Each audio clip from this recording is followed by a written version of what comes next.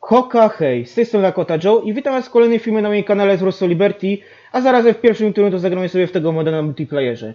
Tak, gra w Warsaw Liberty na ESO jest tutaj teoretycznie możliwa, o czym troszeczkę tam nawiązywałem w poprzednim odcinku, kiedy to graliśmy Haitańczykami. A teraz opowiem sobie trochę o tym więcej, mianowicie tak, gra w Warsaw Liberty na multiplayerze jest tutaj teoretycznie możliwa, tylko niestety występuje dosyć taki poważny error, który dotyka większości użytkowników WoL'a, w tym mnie samego. Mianowicie niestety, ale zahostowana gra po jakimś okresie rozgrywki wypada z synchronizacji. Wypadek synchronizacji zostaje przerwana, zostajemy wywaleni z ESO i musimy się na nowo logować. I nawet jeżeli spróbujemy jeszcze raz, jak zahostujemy grę, to znowu tam po jakimś czasie nam się takie coś przydarzy. No tak jak mówię, no dzieje się to tutaj niestety tam po jakimś okresie rozgrywki, tak w moim przypadku takim górnym pułapem, kiedy coś takiego się dzieje, to jest to między 12 a 20 minut rozgrywki, a w najgorszych chwilach działo się nawet po 7 sekundach, więc w ogóle nie można było grać. Więc takie coś, tak mówię, no tutaj skutecznie uniemożliwia większości użytkowników Warsaw Liberty grę normalnie na multiplayerze i nie wiem z czego to też tutaj wynika, czy to wynika z jakiegoś tutaj niedopracowania tego modu, no bo umówmy się, no mody zawsze są w porównaniu z oryginalną grą tam w jakiś sposób wybrakowane, coś tam działa lepiej lub gorzej. No i chyba tutaj właśnie ten multiplayer, dlatego tak się tutaj z nim dzieje, że coś to jest po prostu nie tak. I dzisiaj tak, zagramy sobie z moim kuzynem, który ma tutaj taką ksywkę na ESO Jagro63 i to jest szczerze mówiąc jedyna osoba, z którą w tego moda potrafię normalnie pograć. Na te wszystkie bitwy, jakie razem ze sobą rozegraliśmy, to zdarzono się to chyba tylko 3 razy, ale mnie pamięć nie myli. Tak więc daję dzisiaj 99,9% na to, że nic takiego nam się dzisiaj tutaj nie przydarzy. No i może już dosyć o tym. Dzisiaj zagramy sobie z Siuxami. Wiem, Siuxowie już byli grywalni na w Age of Empires 3, ale jak ktoś ogląda to odcinek, kiedy grałem z Stanami Zjednoczonymi, to na samym początku powiedziałem to takie zdanie, że zawsze uważam, że Stany Zjednoczone powinny być grywalne w Age of Empires 3, żeby szło grać zarówno jak innymi, tak i przeciwko nim.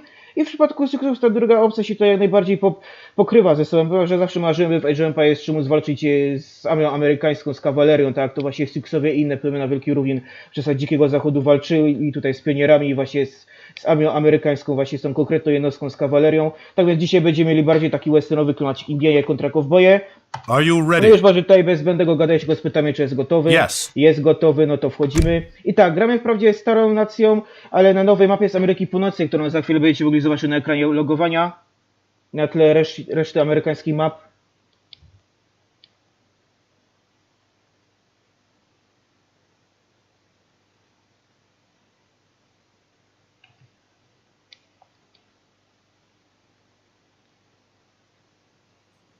No i mam już tutaj załadowaną mapkę, tutaj na chwilę umilkłem, bo mi się takie coś zawsze dzieje, że jak ładuje mi się mapa, to zawsze sama gra i program, który nagrywam, Bandicam, zawsze się zacinają, tutaj nie byłoby mnie słuchać, bo chciałem tylko tyle dopowiedzieć, że jest to bardzo fajna mapka. Mianowicie jest ona prerą, na środku której znajduje się taki dosyć duży kanion, jak będziecie mogli zobaczyć w trakcie rozgrywki tutaj. No i tak, gramy dzisiaj bez blokady 40 minut, to nie widzę sensu, żeby tych całe 40 minut tutaj właśnie nagrywać.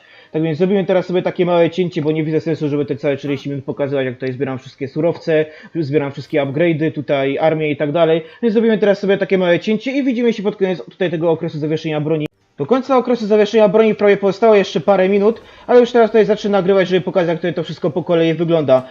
Generalnie tak, niestety u Indian z Ameryki Północnej niewiele się zmieniło w wodzie Warsaw Liberty.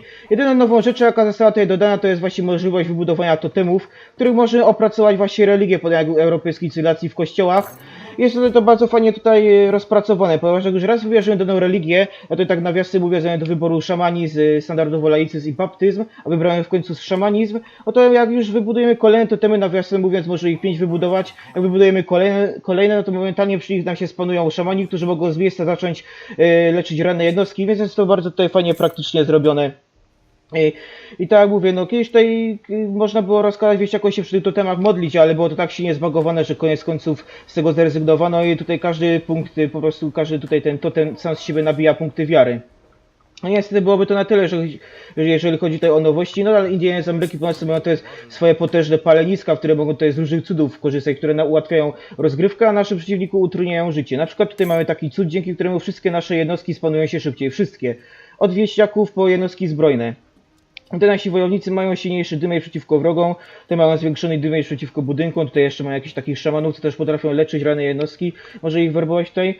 Możemy z dowolnego miejsca na mapie zebrać naszego upadłego wodza lub też w przypadku Styxów, a także i Azteków możemy tutaj werbować najsilniejsze jednostki, jakimi dysponuje nasze plemię. W przypadku Styxów są to żołnierze, psy, czyli ci tutaj panowie, a w przypadku Azteków są to jacyś tacy wojownicy z maczetami, tam akurat nie wiem, bo nimi o wiele mniej gram. I tak to właśnie mniej więcej wygląda. To jest jeden sposób, jaki może ich werbować. Może jeszcze werbować właśnie tutaj, może ich ściągać tutaj, jeżeli mamy ich na karcie, na deku, lub może ich ściągnąć z centrum miasta, ile mamy ich tutaj właśnie w Big Batomie. Chyba, żeśmy już wcześniej użyli tej opcji, ale może ich właśnie w ten sposób tutaj ściągnąć. No i jeżeli na mapie występują jako tubylcy Siuxowie bądź Cheyenowie, a w tym wypadku występują Siuxowie. Tak, dobrze mówię, to są Styxowie tutaj, Lakota. No gramy z Styxami, ale tutaj może tych też jako tutaj tubylców spotkać na tej mapie. Jeżeli chodzi o tutaj o wojowniku, no to jak to na Indian Wielkich Równin przystało, Styxowie mają cały wachlarz konnych jednostek, a mamy tutaj też troszeczkę tej piechoty. No i tak to mniej więcej tutaj wygląda w grze. Ja tak w trakcie rozgrywki postaram się opowiedzieć trochę o historii tego plemienia, która jest dosyć ciekawa, niestety muszę przyznać, no, zawiła i tragiczna, ale ja się to postaram troszeczkę tutaj streścić. Mam nadzieję, że to co będę opowiadał będzie tutaj co najmniej ciekawe. Już tutaj niedługo nam się skończy okres zawieszenia broni, to przejdźmy sobie już tak do piątej epoki. Więc tak, i tutaj niedługo będziemy też mogli sobie zrobić tutaj na środku kanionu taki mały fort base, więc już tutaj się zejdźmy do tego kanionu i tutaj chwilę pobądźmy, popatrzymy, czy już on tutaj czegoś nie przygotował, jakichś wieściaków tutaj nie wypuścił, żeby tam mogli wybudować już coś. Zobaczymy, jak tutaj to wszystko będzie wyglądać. Więc tak, generalnie Siuxowie kojarzą nam się z Indianami Wielkich Równin. I słusznie, bo nie powiem, że nie, bo najbardziej do tej kultury Indian należą. Ale mało kto wie, że, a wiedzą to chyba tylko i wyłącznie te osoby, które tam bardziej się znają na Indianach, się tam bardziej tematem indiańskim tutaj interesują. Że swego czasu to plemię należało do zupełnie innej kultury, ponieważ żyli oni niegdyś na terenie dzisiejszego stanu Minnesota, w górnych biegach Missouri. Tutaj bardziej w rejonie Wielkich Jezior na terenie dzisiejszego stanu Minnesota, więc zdecydowanie bardziej należy tutaj do kultury Indian Woodland, czyli do kultury wschodniego wybrzeża, niż do Wielkich Równin. I oni tak sobie tak właśnie żyli w taki sposób, tak w XVIII-XVII wieku. I tutaj tak, te kultury dwie się tak między sobą różniły. Taką zasadniczą różnicą między jednymi a drugimi było to, że u Indian Wielkich Równin, odkąd pojawił się koń, no to totalnie zrewolucjonizował on tutaj bowiem życie plemion właśnie tych Wielkich Równin. Jak ktoś ogląda ten odcinek Grać z Mapuchami, to ja do tych plemion z Ameryki Północnej, z Wielkich Równin nawiązywałem, bo z Mapuchami i z innymi plemionami z Ameryki Północnej też tak było, bo tego konia w ogóle nie było w Ameryce, dopiero go Hiszpanie przywieźli ze sobą i to totalnie to zrewolucjonizowało życie tamtejszych plemion. To po prostu powstał kult konnego wojownika, mogli się tutaj bardziej przenosić z miejsca na miejsce, stali się tacy bardziej mobilniejsi, mieli się przenosić z miejsca na miejsce szybciej. Porzucili tutaj osiadły tryb życia, zaczęli koczować za bizonami w przypadku Indian z Ameryki Północnej, z Wielkich Równin. No i ogólnie tam w obu Ameryka jakoś tam ten koń właśnie wpłynął, ale najbardziej na plemiona z Ameryki Północnej, z Wielkich Równin, tak jak mówię, i tam na niektóre z Ameryki Południowej, jak chociażby na Mapuczy. No i tak to mniej więcej wyglądało, tam stali się oni właśnie koczownikami, powstał ten kult konnego wojownika, mogli oni skutecznie polować na bizony też. Ogólnie tak jak mówię, zmieniło to ich życie. Natomiast u Indian ze wschodniego wybrzeża ten koń nie odgrywał aż tak tutaj ważnej roli. Nie był on tutaj za bardzo stosowany przez wojowników w boju, no bo umówmy się, no tereny tam, gdzie takie bardziej zarośnięte, to nie za bardzo się ku temu nadają.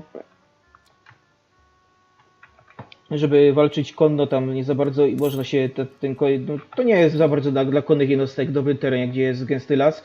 Natomiast jak są otwarte przestrzenie na Wielkich Równinach, to jak najbardziej. Koń w plemion ze wschodniego wybrzeża był, ale nie, raczej wojownicy rzadko go stosowali w walce jako takiej. Bardziej on tutaj służył gońcom, jak mieli tam z miejsca na miejsce przynieść jakąś informację niecierpiącą zwłoki, taką pilną dosyć. No tak to głównie oni tego konia używali tak do przenoszenia się z miejsca na miejsce szybszego. Bardziej przez gońców to był używany przez wojowników w walce. No i tam przede wszystkim no, było więcej tej uprawy roli niż myślistwa i jako takiego. Tam każde plemię miało w sumie swój własny gatunek kukurydzy. Tak to mniej więcej tutaj wyglądało. No i też ci Indianie różnili się tutaj w wyglądzie, też mieli osiadły tryb życia z powodu tego, że uprawiali ziemię, nie byli koczownikami w przeciwieństwie do Indian żyjących na Wielkich Równinach. No i tam ogólnie już może się tutaj nie rozwodzimy. I tak, jak sobie Siouxowie żyli tak w tej kulturze na terenie dzisiejszej Minnesoty, to tak po raz pierwszy spotkali właśnie Francuzi, którzy nazwali tak w charakterystyczny tutaj sposób Sioux. Sioux, tak, Sioux, S-O-X się pisze, a czyta się Sioux. To był taki typowo francuskojęzyczny tutaj zapis. Się więcej pisze niż się czyta po prostu. No i właśnie tę nazwę zawdzięczali Siouxowie właśnie temu, że tak nazywali ich znienawidzeni wrogowie, Ojibwejowie, czy Pewejowie, Ojibwejowie. I jedna i druga nazwa jest jak najbardziej adekwatna dla tego jednego i tego samego plemienia. Mianowicie Ojibwejowie nazywali Nandan Swewik, co oznacza małe węże, małe żmije, czego Francuzi tam nie za bardzo umieli wypowiedzieć tutaj. Bo to przekręcili to na Nandan Sioux, a później na Sioux, tak wzięli końcówkę tego wyrazu, tak to właśnie przekręcili. No tutaj bardziej sproszczona nazwa Siouxowie, już tak to się po prostu utarło, że na Siouxu mówi się Siouxowie, natomiast sami siebie Siouxowie nazywali Dakotami, co zaczęło Zjednoczonych, Pojednanych Braci i tak dalej. Ze względu na to, że te plemiona tworzyły konfederację szczepów, w skład której chodzące plemiona nigdy tam ze sobą w jakikolwiek sposób nie wojowały. Raczej no, żyły te plemiona ze sobą tutaj w pokoju. Nie wiem, gdzie to tutaj te temy postawić, może bardziej tu. No i właśnie, tak jak mówię, no pierwszymi tutaj białymi, którzy ich spotkali, byli Francuzi. I właśnie jak oni tak sobie żyli w tym Minnesocie w XVII-XVIII wieku, tak mniej więcej, no to tam właśnie toczyli oni wojnę z tymi Ojibwejami, którzy niestety, ale mieli o wiele lepsze układy z białymi, którzy zapatrywali w broń palną, która Siouxom w tym okresie była w ogóle nieznana. I stopniowo ich wypierali coraz dalej na zachód.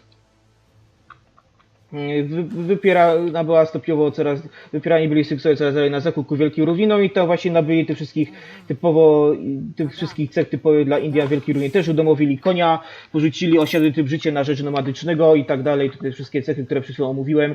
I tam podzieli się takie trzy główne szczepy. Najwyżej na wschód szczep stanowili Siouxowie Santi, że tak można śmiało powiedzieć, że jedną nogą jeszcze stali w kulturze Indian Woodland, bo to jednak było jeszcze te stałe osadnictwo, a drugą nogą stali już w kulturze Indian Prairie, ze względu na to, że pojawił się już tam u nich koń i czasami się im zdarzało koń na te wielkie równy jednak zapuszczać i polować za pomocą tego konia na bizony. Środkową grupę stanowili Siouxowie Yankton, nadal wysunięte na zachód szczepy stanowili Tetoni, którzy już no właśnie w przyszłości właśnie do tej grupy należały te wszystkie najsilniejsze szczepy, tak jak Hukpapa, Minikonju czy Oglala i to właśnie też szczepy miały stawić w przyszłości czoła amerykańskiej armii, do czego za chwilę przejdziemy. I tam na tych północnych równach Siouxowie stworzyli swego rodzaju imperium porównywalne do tego, jakie stworzyli na południowych równinach Comanche. To Siouxowie stworzyli podobne na tych właśnie równinach północnych. No i właśnie tutaj no, tam te tereny trafiły w ręce Stanów Zjednoczonych po to, jak Napoleon sprzedał Luizjanę, to otwarło Amerykanom drogę na Dziki Zachód.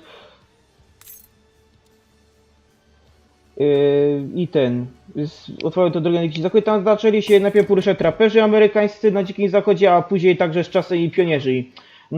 Od tego się właśnie zaczęły problemy Indian, bo generalnie tak, Amerykanie posuwają się coraz dalej na zachód, spotykali tam różne plemiona, głównie Wielkich Równin i to głównie Wielkie Równiny stawiły największego czoła armii amerykańskiej później, między innymi sami Siouxowie, ale także plemiona te na południowym zachodzie, takie jak Apache czy Navajo i tam na zachodnim wybrzeżu już plemiona oregońskie i kalifornijskie. Tak mówię, w miarę jak oni się posuwali na zachód, do tego typu plemiona spotykali, to w tych czasach na początku to wyglądało w ten sposób, że to biali musieli tutaj płacić. Coś tu cicho jest, jakoś nic się nie dzieje. Musieli płacić tutaj w postaci odszkodowania, w postaci tutaj no, różnych takich dóbr nieznanych dotąd Indianom za przejście przez ich ziemię, to zawsze tam im dawali whisky, niestety whisky, no także cukier i kawę, a dlaczego whisky, niestety to później sobie powiem, bo alkohol zniszczył społeczeństwo indyjskie, dlaczego to później sobie wyjaśnimy. No to tak właśnie zawsze biali im płacili, ale później jak już było tych białych coraz więcej, tutaj będzie już mieli pierwszą bitwę z tego co widzę. Nareszcie ja tutaj gadam i nic się tutaj nie dzieje. No i jeszcze takim tautem mi musiał tutaj pojechać. Słyszycie? Taut 31 to jest właśnie dźwięk trąbki amerykańskiej, kiedy ta też szarżowała na wroga, na przykład na Indian. No tutaj pierwszą bitwę właśnie z długimi nożami, z Mila Hanksa. Tak, dlaczego długi nóż tak właśnie Indianie w Wielkiej Równi nazywali żołnierzy amerykańskich? Ze względu na to, że ci nie znali pojęcia broni siecznej, jaką była szabla, to długi nóż nazywali w języku Siouxów Mila Hanksa właśnie tutaj. No i nareszcie. Myślałem, że już nigdy w życiu sobie nie poleczę z tą kawalerią, w której Jopa jest 3 jako Sioux. Na szczęście z pomocą przychodziłem tutaj Warsaw Liberty. No i tak, właśnie tak to wyglądało, że później jak im było więcej białych tam na Dzikim Zachodzie, no to zaczęli ci pionierzy wchodzić w różne tutaj traktaty, które nie byli w stanie utrzymać dotrzymać tutaj danego słowa na drodze rozwoju własnego państwa, jakim były Stany Zjednoczone. Tutaj często stało się zażywiem konfliktów. No i ogólnie to oczywiście były też różnice kulturowe, mentalne między jednym i drugim, no chociażby pośrednio związane z tymi złamanymi traktatami, ze względu na to, że dane słowo Indianinowi i tak zrobiłem mu za przeproszeniem z ryja dupy, no to było takie coś raczej, no niehonorowe dla wojownika, się czuł tak pokrzywdzony, a to brał tak bardzo do siebie i to często chwytał później za tomachaw, się po prostu narażało mu i się tutaj go prowokowało do tego, by zdjął ci skalp. No i stąd właśnie się zaczynały też między innymi te wszystkie tutaj wojny, które tutaj za chwilę omówiłem. Akurat sam Instytut sobie stoczył te 4 wojny z Amerykanami. Właśnie pierwsza z nich wybuchła w 1854 roku i akurat zaczynał o tym mówić w chwili, kiedy go tutaj atakuje. Coś cicho tutaj było, nie atakował mnie od razu, nie wiem czemu. A zazwyczaj jest tak, że to on mnie tutaj zjeżdża. Jak gramy na traktacie, to on zazwyczaj mi daje rady. I tutaj niezły ogień nas wita z tego co widzę. Czekajcie, tutaj przełączymy sobie na ogień. I tutaj, o kurde, my tutaj mamy więcej jednostek do walki wręcz niż do walki na odległość, więc oni nas tutaj zjadą. Jeszcze tutaj gatlingi napierdalają. Już dawno nie widziałem tutaj pojedynków karabinów Gatlinga z Indianami. Tutaj, jak ktoś oglądał film Jeździć znikąd, to tam była taka scena, także pozdra kumaty, jeżeli ktoś wie o co mi tutaj chodzi. Ściągniemy sobie, żeby żołnierze psy mieli większy tutaj atak na jednostki piechoty. No i tutaj trochę nas przetrzebili z tego co widzę. Pierwsza wojna, jaką stoczyli Syksowie z Amerykanami, wybuchła we wrześniu 1854 roku.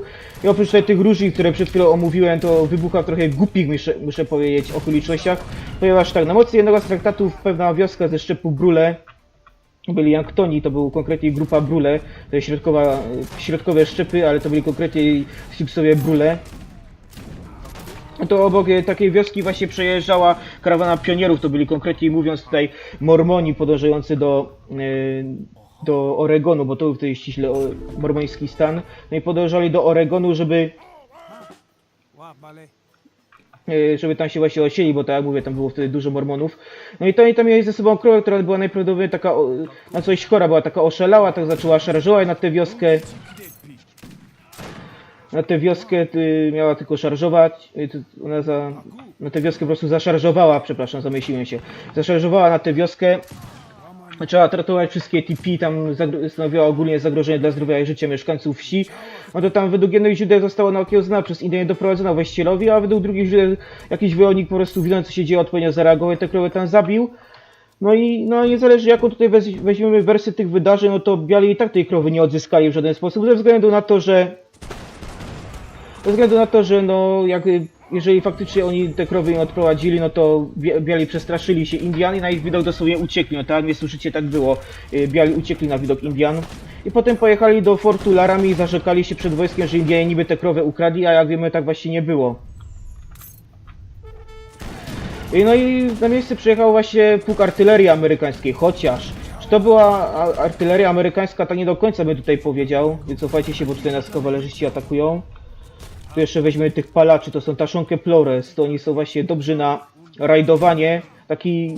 Oni są podobni tutaj trochę do tych oprychników rosyjskich z oryginalnej gry. Bo to oni są właśnie tutaj do raszu ekonomicznego, radzą sobie tutaj dobrze z wieśniakami, ale mogą zabijać tutaj wieśniaków, a palić budynki, a niestety jak sami zaraz zobaczycie, nie za bardzo sobie radzą tutaj w walce jako takiej. No, zaraz tutaj my się pozbędziemy fabryki, może zdążą spalić. To są praktycznie biorąc tutaj samobójcy, bo to oni zaraz tutaj zginą. No już ich nie ma. Dobra. Widzę, że tutaj on ma dużo tej piechoty i trochę artylerii. Dobrze było mieć tutaj tych konnych strzelców. Oni są dobrzy na piechotę, na artylerię i tutaj weźmiemy tych pieszych strzelców, to oni są dobrzy na piechotę. To będziemy neutralizowali działa za pomocą tych tutaj na koniach, a za pomocą tych piechurów. Dobra. Żeby się nam szybciej tworzyli tutaj. I atakujemy. Wichałakte. No i właśnie tam przyjechała ten pułk artylerii amerykańskiej, tylko że ta niby amerykańska artyleria, ale tam naprawdę tam służyło dużo imigrantów z Europy. Co ciekawe także i Polaków, ale może tutaj o Polakach mi się jeszcze udało powiedzieć, że nie w tym to w kolejnym odcinku, bo tak planuję tutaj 2 takie odcinki ze Siouxsami zrobić. To jest tutaj ciekawy temat, to Polacy właśnie w ówczesnej armii amerykańskiej, mniej więcej w tych okolicach czasowych właśnie, w czasach wojny secesyjnej i niestety także walczyli z Indianami. A dlaczego niestety to za chwilę sobie jeszcze powiemy, bo Bo, chociaż może już tylko tyle uchylę rąbka tajemnicy, że niestety, ale to były bardzo okrutne wojny, które kończyły się tutaj przesiedleniami tych Indian. Tego wszystkiego, to z tym to się, dlatego mówię, że niestety co niektórzy Polacy brali w tym udział. Pamiętajmy, że naszego kraju w ogóle nie ma na mapie. No i w tym oddziale od Grata na Ty się znaleźli. No i to dowódca Grata jak zażądał od wodza podbitego niedźwiedzia, żeby wydał sprawcę, którego tutaj krowę ta niby ukradł czy zabił, nieważne jako tutaj weźmiemy wersję tych wydarzeń, jak go tutaj przyjmiemy. No to jak to wódz polityki niedźwiedź odparł, że ten, kto tę krowę ta niby ukradł czy tam zabił, no to nie podlegał jego rozkazom. To znaczy to był Sioux, ale tak mówię, nie podlegał jego rozkazom, po prostu pochodził z innego szczepu. To była osoba po prostu będąca tam przejazdem i nie za bardzo tam podbity niedźwiedź mógł tam mu rozkazywać. No to ten Gratan jak usłyszał refuzę, no to rozkazał rozstawić swoim ludziom działa i dokonał ostrzału tej wioski. To Sioux jak się wkurwili, jak ruszyli tutaj na białych, to i tam na miejscu wszystkich zmasakrowali. No ci Polacy, no tutaj nie ulega wątpliwości, że na pewno też tam zginęli między tymi wszystkimi innymi żołnierzami, bo tam jeszcze byli Ukraińcy, Niemcy, a ci Polacy to byli głównie z zaboru pruskiego. Pamiętajmy, że wtedy nie było naszego kraju na mapach, bo trwały rozbiory. Nie było takiego czegoś jak Polska. Teoretycznie. No i tak, w rok później została wymierzona ekspedycja karna, która jak sama nazwa wskazuje miała tutaj ukarać Indian za to, że tak zmasakrowali tutaj ten oddział. I to odbyły się takie dwie fatalne, feralne tutaj w skutkach bitwy dla Indian. Dla Siouxów najpierw pod Blue Water Creek, a potem pod Ash Hollow, które to zakończyło się totalną masakrą tutaj wojowników, a później także i niestety, ale cywili. I tak równie niefortunnie się zakończyła pierwsza wojna, jaką Siouxowie stoczyli z białymi, jak i się dla nich zaczęła. Bardzo głupie okoliczności, no przez głupią krowę wybuchła wojna. Coś on tutaj nas trochę... Tutaj nam doskwiera najbardziej to, że tutaj ma oddziały między tymi budynkami, jeszcze tutaj napierdalają we mnie działa. I z tych wież, nie? Tutaj dobrze byłoby zrobić, tutaj się też dzieje, zaraz ciemnijcie tam tego trapera. Wy tutaj panowie. No tutaj jest jeden, to tam pół biedy. No i tutaj się go spróbuje wybudować bliżej, no i ci tutaj też piechurze mają niestety, ale tutaj premię na jednostki jazdy. Tutaj będziemy musieli, nie mogę mu dopuścić, żeby on po prostu wyszedł tutaj z tego fortu, bo jak on mnie tutaj zaraduje od boku, to będzie po mnie, bo Siouxowie nie mają niestety murów. Nie możemy wybudować tutaj murów wokół naszej wioski, tak jak Amerykanie tutaj, czy inne nacje w grze. Takiego luksusu u Siouxów nie ma. Kolejna wojna, jaką Siouxowie stoczyli z białymi, było powstanie w Minnesocie w 1862 roku, stoczone przez właśnie te wschodnie szczepy Siouxów, o których była mowa, że tak mówiłem przed chwilą, że oni tak stali jedną nogą w kulturze Indian Woodland, a drugą w kulturze Indian Prairie już. No aż tak, szczep trafił na mocy tam któregoś z traktatów do rezerwatu, który był terytorialnie 2 razy bardziej okrojony niż pierwotnie zakładano, to po pierwsze. Po drugie właśnie tereny, na które osiedlono Siouxów miały bardzo mało żyzną glebę, tam nie szło praktycznie, żeby nic uprawiać, już nie wspominając o tym, że ani też polować za bardzo nie szło. Tam zresztą Minnesota po dziedzinie jest chyba jeden z najściślej zasiedlonych stanów, jeszcze tam dużo było imigrantów z Europy, to całkiem tam było bardzo dużo białych, którzy dosłownie wystrzelali zwierzynę łowną, nie było za bardzo tutaj na co polować. I tutaj właśnie wtedy...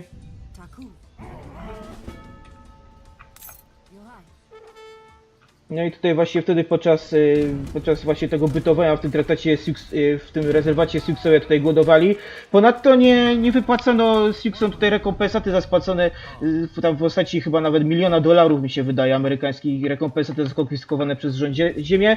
Ponadto też nie przychodziły tutaj żadne dochody z rządu amerykańskiego, bo zawsze jak plemię czy Siouxowie czy nie Siouxowie, ogólnie wszystkie plemiona jak trafiały do rezerwatu z chwilą, no to rząd Stanów Zjednoczonych był zobowiązany im wypłacać tutaj odszkodowanie w postaci, to znaczy nie tyle odszkodowanie, co po prostu różne przychody tutaj przychodziły,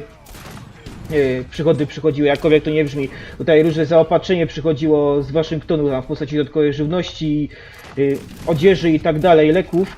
No i to uwierzcie mi na słowo, nie tylko w przypadku Siouxów ze szczepu Santi, ogólnie ze wszystkimi Indianami osiedlonymi w rezerwacie było tak, że tutaj no...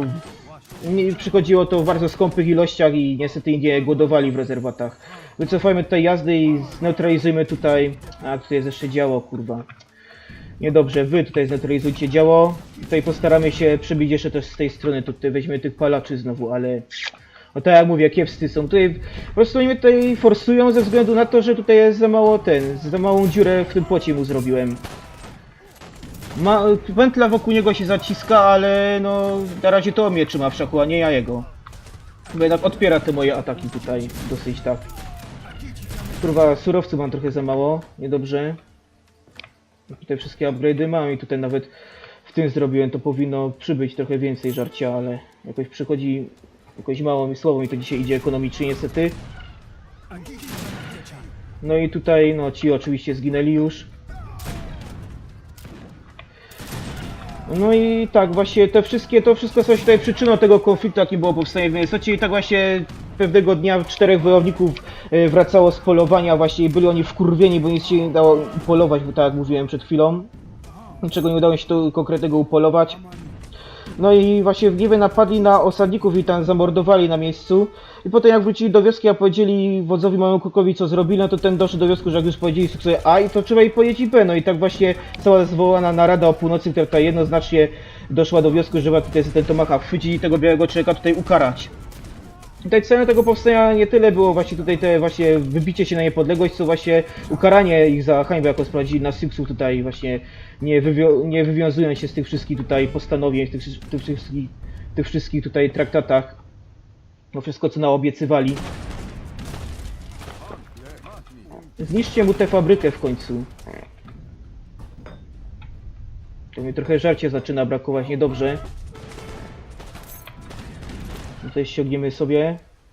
Dziwne, jak kiedyś próbowałem z nim tak grać, no to mi nie brakło jedzenia, ale to tutaj spróbujcie za pole, to będzie większy tutaj na zbieranie żywności z polowań. No palcie ten mur, na co czekacie? A i tutaj mnie wyszczelał już całkowicie.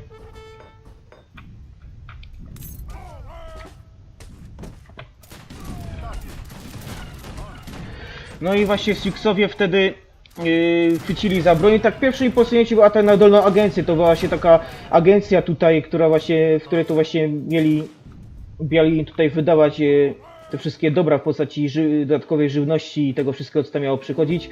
A jak już wiemy, to przychodziło bardzo tutaj skąpych ilościach niestety.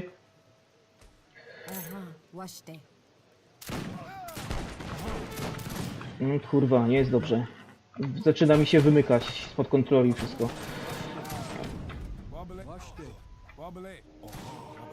No i tam zamordowali tych wszystkich agentów indyjskich, tych wszystkich federalnych, którzy tam wtedy pracowali. To zbierajcie teraz tutaj. Tutaj ich na miejscu wszystkich zmasakrowali i następnie stoczyli bitwę tutaj z oddziałem milicji pod Redwood Ferry. To był właśnie oddział tutaj, no taki ochotniczy. Jak długo kolonizowano Amerykę, takie oddziały tutaj były tworzone. To były nieregularne oddziały, tutaj po prostu byli wieśniacy, którzy chwycili za broń, by tutaj bronić swoich domostw przed Indianami.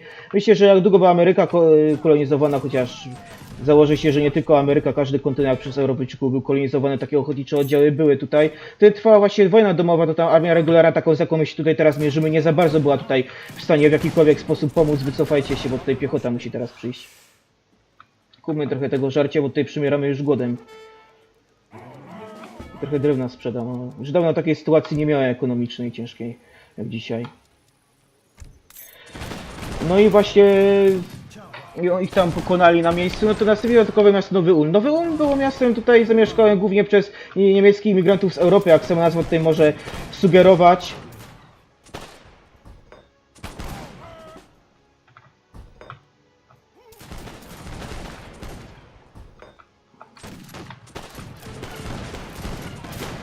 No i właśnie tam zaatakowały to miasto Nowy Ulm, ale mimo to, że do niego się wdarli, to zostali szybko z niego wyparci. To następnie zaatakowały Fort Ridgely, ale jak i tam nie udało im się odnieść żadnego tutaj sukcesu, no to znowu zaatakowały między 20 a 22 sierpnia Nowy Ulm, ale i tym razem zostali z niego wyparci. Jedyne co im się udało tutaj osiągnąć, to właśnie to, że zmusili wszystkich tutaj jego mieszkańców do ewakuacji i tam po drodze masakrowali.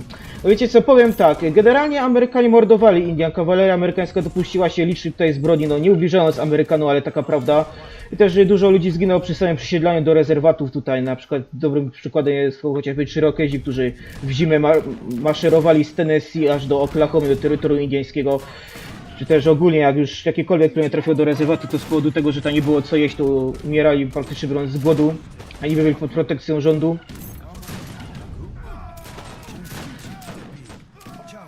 No tutaj jest, unieszkodliwcie te dzieła tutaj.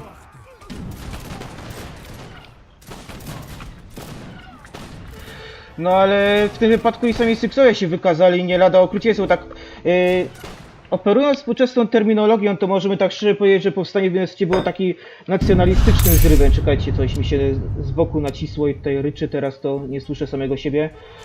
Ponieważ no, celem tego powstania tylko było wybicie się na niepodległość, co może tutaj sugerować nazwa powstania, ale też właśnie tutaj chciano pozbyć się białego człowieka z rodzimych ziem, jakim była Minnesota, bo wprawdzie to Odżywejowie wyparli z Siouxów z ich terenów. No ale jednak skądś tę broń palną, słuchajcie, oni tam mieli. Nie mieli jej samej sobą, więc tutaj obwiniali, więc biały człowiek tutaj się pośrednio do tego przyczynił, zostali stamtąd wyparci. Niestety. Tak to właśnie się tutaj, taki tutaj właśnie obwiniali białych, no i tutaj też to wszystko się na to wszystko wyszło, że biały człowiek był ten najgorszy dla nich. No i tak właśnie tutaj, dlatego z tym to się wszystko wzięły te masakry. To było paskudne powstanie, takie dosłownie możemy powiedzieć, no, że nacjonalistyczne, ponieważ no, tam wiele farm po prostu białych zostało spalonych. No i po tym właśnie, po tym wszystkim tutaj właśnie na miejsce przyjechała regularna armia odwołana z frontu wojny domowej, która akurat trwała, wojny secesyjnej. Była tam pod dowództwem generała Sibleya, który to właśnie no, tam miał zaprowadzić porządek, opanować tę sytuację. I tutaj 2 września odbyła się taka bitwa pod Birch Cole, która właśnie no, zakończyła się zwycięstwem Siouxów, ponieważ tam armia amerykańska się okopała w takim przysiłku w lesie, tam było mnóstwo krzaków, mnóstwo drzew i tam udało się po prostu Siouxom jako tako otoczyć tutaj właśnie tych żołnierzy tam w tym miejscu i tam na miejscu ich ostrzelali z łuków i z karabinów. No i tam właśnie tak się udało im ten oddział zmusić tutaj do ucieczki, do wycofania się stąd, ale niestety nieszczęście mieli pod Woodley 23 września, gdzie niestety zostali rozbici, od tego upadło całe powstanie tutaj. No i tak, po upadku powstania 300 wojowników ogólnie zostało aresztowanych i oskarżono o zbrodnie wojenne przeciwko Indianom. Ale koniec końców tylko 38 z nich powieszono i tutaj to wydarzenie jest opiewane przez współcześnie żyjących Siouxów marszem dla 38, Dakota 38 jest taki specjalny marsz upamiętniający to wydarzenie tego miejsca, gdzie to się stało. Siouxowie pamiętają o swoich przodkach, którzy tam zostali powieszeni. To była największa egzekucja publiczna w dziejach Stanów Zjednoczonych. Tam powieszono tych 38 wojowników. I tak się została ta egzekucja podpisana osobiście przez Abrahama Lincolna. I to też mu się tak często tutaj zarzuca, że on przyczynił się walnie do upadku niewolnictwa, a Indian kazał tutaj powiesić.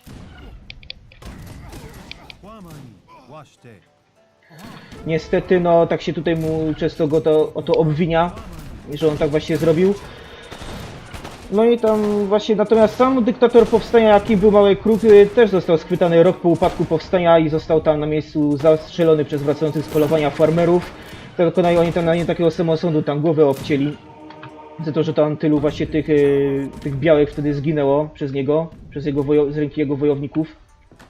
Ściągniemy sobie Dog Soldierów, bo oni są tutaj kapitalni, są naprawdę silni. No i co, ekonomicznie dzisiaj nie dałem rady za bardzo. Co tam, Custer? A oczywiście nie wszyscy wojownicy tak skończyli, że zostali powieszeni albo trafili do więzienia. Części z nich udało się uciec i przyłączyli się do zachodnich szczepów Siouxów, dotarli i tam się przyłączyli w kolejnej wojnie, jaką była Wojna Czerwonej Chmury. O Wojna Czerwonej Chmury o niej opowiemy sobie w następnym odcinku. Ja też tutaj chciałbym się skupić na tej bitwie. Bo coś go spytałem, co tam Custer, ale coś go trochę tutaj przeczyściło, ale ciężko było. Gryzłeś się, no nie da się ukryć. Biała się, że przegrywasz. A my tak z Jagorem zawsze, my tak zawsze sobie gramy, no. Albo ja gram z Siouxami przeciwko nim, jak on gra Ameryką, albo gramy też oboje Ameryką, to ja przychodzę z epoki do epoki jako południe, a on jako północ zawsze. No, tak sobie wojnę secesyjną robimy. Też może z tego jakiś odcinek pokażę. W przyszłości gdzieś tak. Co jest? Co ty mi tutaj pokazujesz? Dobra, zbierajcie tutaj to, chociaż nie te krowy jeszcze zażryjcie. No niestety ekonomicznie dzisiaj zajebałem sprawę, brzydko mówiąc. Tutaj więcej tych kawalerzystów przybyło, nie wiem czemu. Tutaj zaraz was oskalpujemy. No chciałem z tą kawalerią walczyć, mi zawsze tutaj tego brakowało. Siouxom zawsze brakowało do pary, bo jak stali się grywalni w dodatku War Chiefs, no to tam byli Aztekowie, no to mieli do pary historycznych wrogów, jakimi byli Hiszpanie, a i mieli też Irokezi Francuzów tutaj, bo Irokezi walczyli z Francuzami podczas wojen bobrowych i podczas wojny siedmioletniej. Dalej, kurde, skarpujcie mi tych białych tutaj. I palimy go, palimy tutaj, my wszystkie budynki palimy. Dobrze byłoby go podrajdować jeszcze też z tej strony, ale tutaj ci taszonkę-plorerzy są tak słabi, że nimi się nie da praktycznie biorąc tutaj nic zrobić. I kompletnie się do walki nadają. O, super, tutaj jest fabryka. Do walki jako takiej to oni sobie totalnie się totalnie tutaj nie nadają. Co tutaj jeszcze są? Tu jest jeszcze artyleria. O kurde.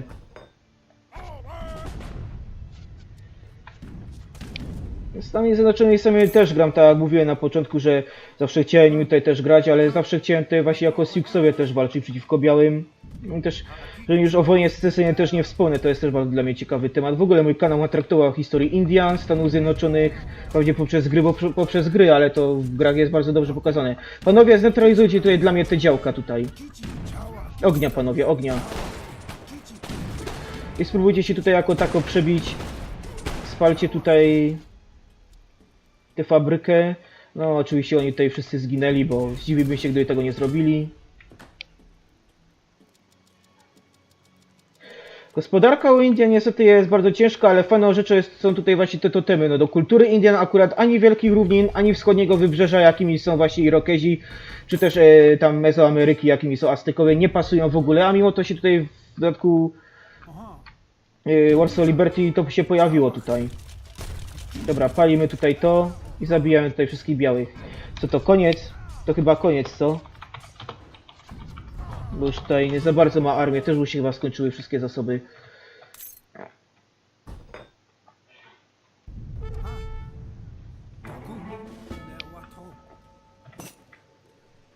Gonię resztkami, no ja to samo właśnie, niestety. Resztkami sił, pewnie ma na myśli właśnie to, co mówię, że zasoby. Panowie, tu palimy, tu palimy, tu palimy, jeszcze raz tu palimy. Tutaj przyłączmy sobie, żeby szybciej nam się... Fajne właśnie są tutaj u India też te paleniska, często z nich korzystam, jak sami widzicie. Dobra, panowie, palimy. Zróbcie im tutaj Minnesotę. Jak padnie, jak tutaj już mu wyżyłem większość wieściaku, jak padnie mu fabryka, to już będzie po nim.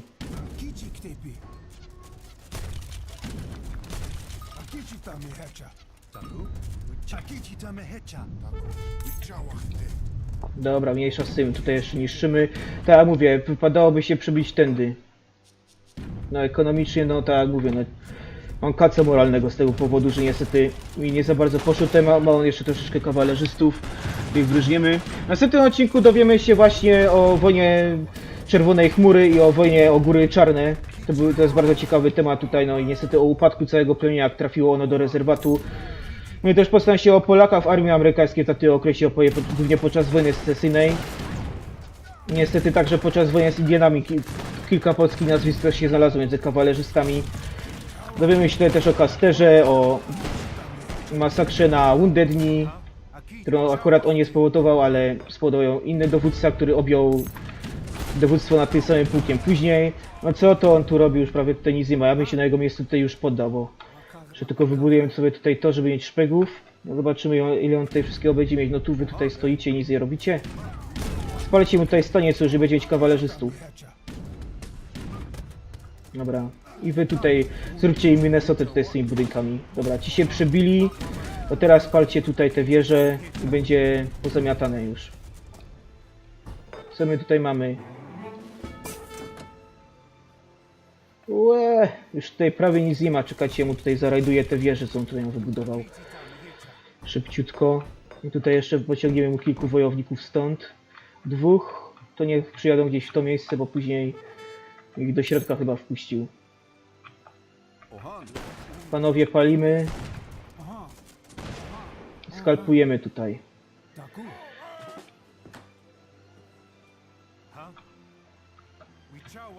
Wichałachtę. Dobra, koniec, odechciało mu się. No tu w sumie już nic nie miał, tak prawdę mówiąc. Dobra, dziękuję każdemu za uwagę, kto to obejrzał. Mam nadzieję, że to co opowiadało co najmniej ciekawe, że nikt się tutaj przy tym nie nudził.